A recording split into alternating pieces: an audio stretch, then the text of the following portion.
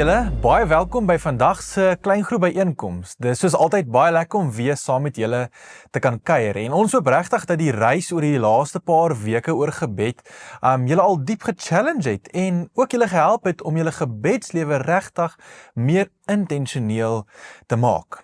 Nou, ons het al reeds oor 'n klomp van die vorms van gebed gepraat. Ons het gepraat oor gebede van trane en bekering, formasiegebede, aanbiddingsgebede, contemplation gebede, en sy het nou die dag met julle gesels oor gebidding, voorbidding verander.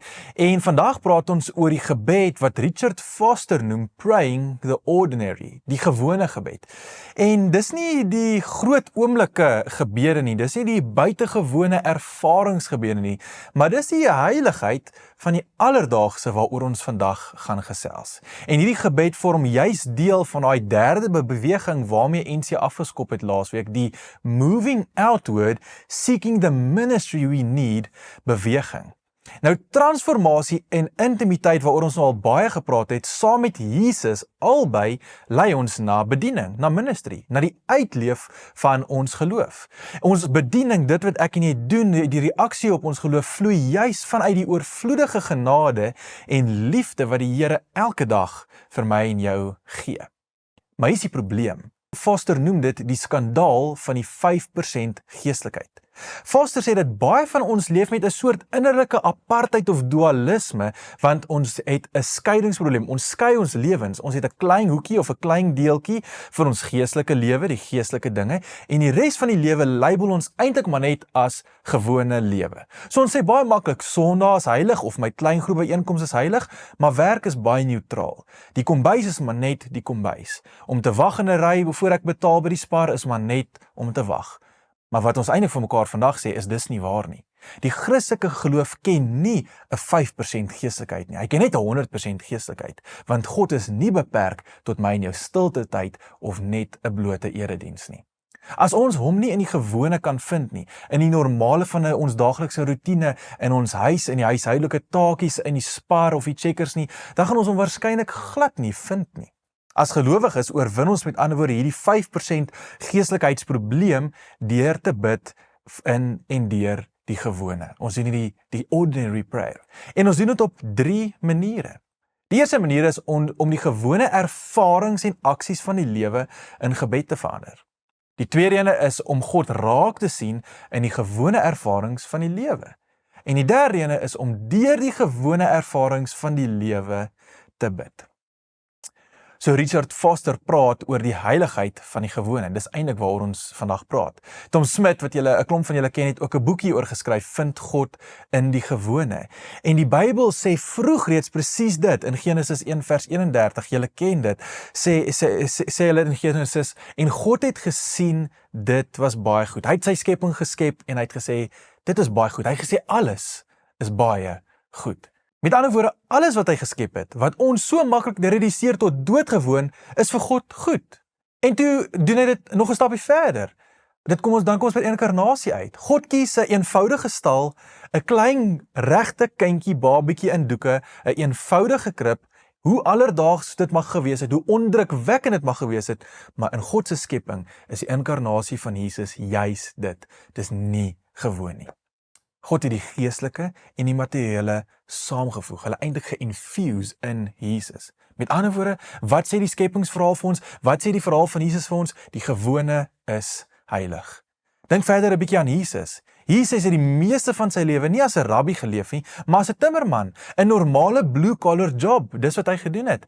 En hy het nie eers toe hy by sy doop in die Jordaanrivier gekom het, God begin ontdek of besoen nie. Hy het hom reeds in die werkswinkel, daar waar hy besig was om hout te saag, in die werksplek, hy het hom daar geken en gedien. Klomp mense vandag sien ongelukkig hulle werke as iets wat in my pad staan. Ons sê goed soos, ek wens ek het meer tyd gehad om vir God te besoek. As ek maar net meer tyd en minder distractions gehad het by die werk en by al my huistaakies, dan sou ek dalk bietjie meer kon bid. En so mis ons vir God baie maklik heeltemal. So hierso is 'n eerste vraag waaroor jy kan chat. Waar skei jy nog die geestelike en die gewone van mekaar? Chat net hieroor en dan gaan ons bietjie aan.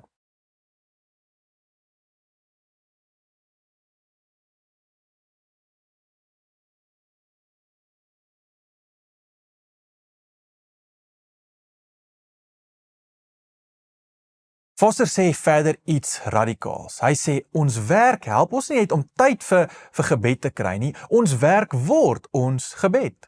Dink aan 1 Korintiërs 10, vers 31, of julle eet of julle drink of wat ook al julle doen, doen dit alles tot eer van God. Met ander woorde, elke beroep, of dit nou onderwys is, of dit nou is om te boer, of jy 'n prokureur is, 'n kunstenaar, of jy net 'n student is, al die dinge wat jy doen, al jou werk wat jy doen, kan en behoort gebed vir God te wees. Gebed soms sonder woorde, want jy doen dit tog vir hom, en nie vir mense nie.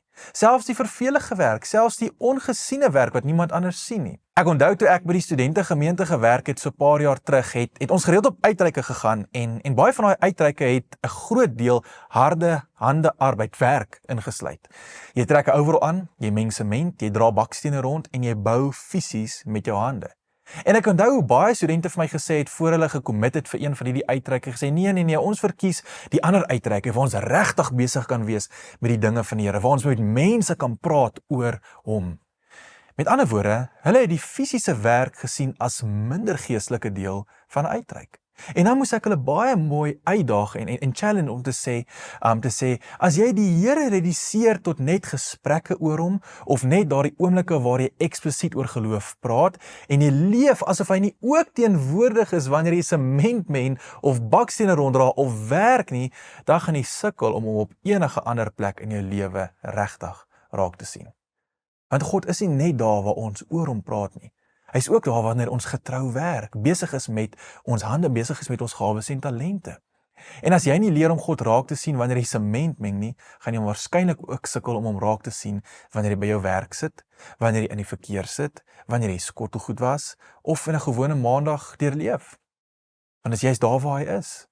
Die geheim van die geestelike lewe is nie om uit die gewone lewe te ontsnap om God te ontmoet nie. Dis om te ontdek dat God juis in die gewone teenwoordig is. En dis hoekom Anthony Bloom sê, a prayer makes sense only if it is lived. Unless they are lived, unless life and prayer becomes completely interwoven, prayer becomes a sort of polite Mardi Gras which you offer to God at moments when you are giving time to him. Hy bedoel eintlik hier, gebed kan baie maklik net mooi woorde word. Iets wat ons net formeel vir God aanbied, wanneer ons tyd vir hom afstaan. Soos 'n mooi liedjie wat jy op 'n spesifieke oomblik vir hom sing, maar is eintlik los van die res van jou lewe. Sy punt is, as gebed nie geleef word nie, as dit nie in jou werk en jou alledaagse lewe geleef word nie, word dit net mooi woorde wat ons nou en dan vir God sing. Daarom sê Foster, hier is vir jou 'n manier om die gebed van die gewone te bid. Ek lees vir jou uit sy boek uit so 'n klein stukkie. Hy sê, another way of praying the ordinary is by praying throughout the ordinary experiences of life. We pick up a newspaper and are prompted to whisper a prayer of guidance for world leaders facing monumental decisions. We are visiting with friends in a school corridor or a shopping mall, and their words prompt us to lapse into prayer for them, either verbally or silently, as the circumstances dictate. We jog through our neighborhood, blessing the families who live there. We plant our garden, thanking the God of heaven for sun and rain and all good things. This is the stuff of ordinary prayer through ordinary experience. So, hoe kan jy meer intentioneel bid op hierdie manier oor en in die gewone van die lewe? Chat 'n bietjie oor die vraag.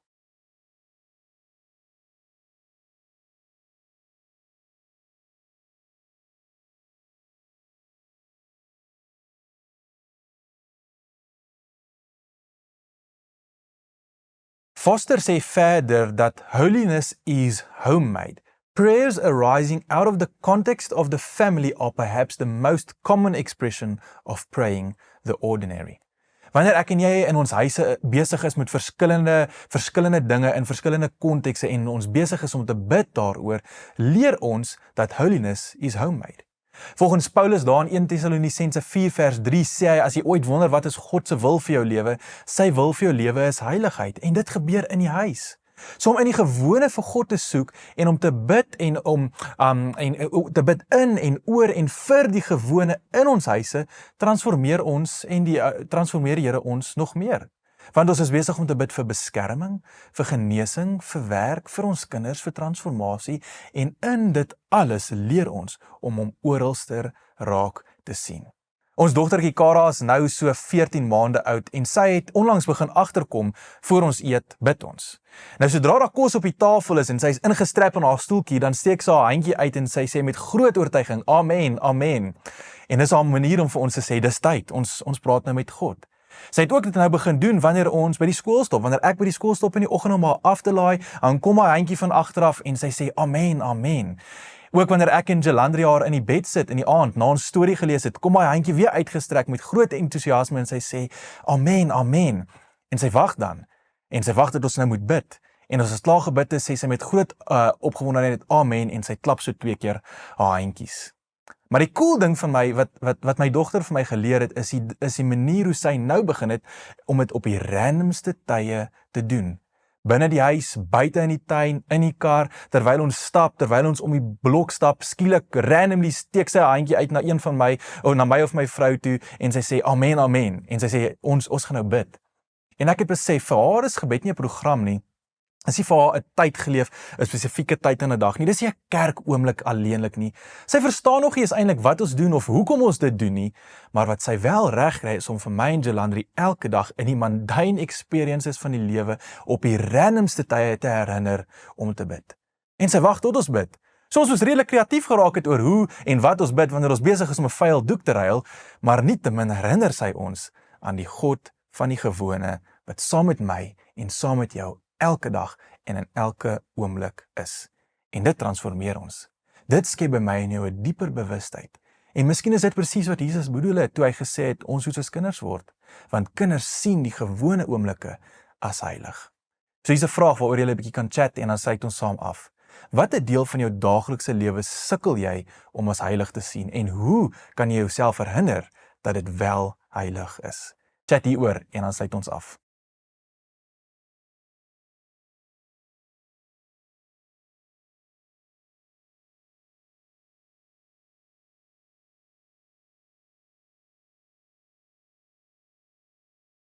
Ek wil julle sommer uitdaag om nou saam te bid oor die gewone. Gee sommer regtig vir elke lid van die groep kans om net een sin te bid oor 'n gewone ding van die lewe.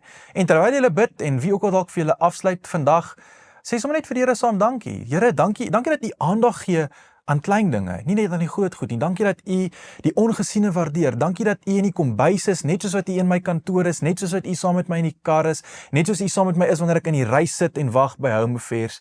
Sê vir die Here, dankie dat hy belangstel in elke aspek en deeltjie van my en jou lewe en vra vir hom regtig om julle as 'n klein groep, julle as individue meer bewus te maak daarvan dat die gewone eintlik heilig is en wees op soek na hom in elke klein dingetjie van die lewe. Blessings en lekker week vir julle verder. Totsiens.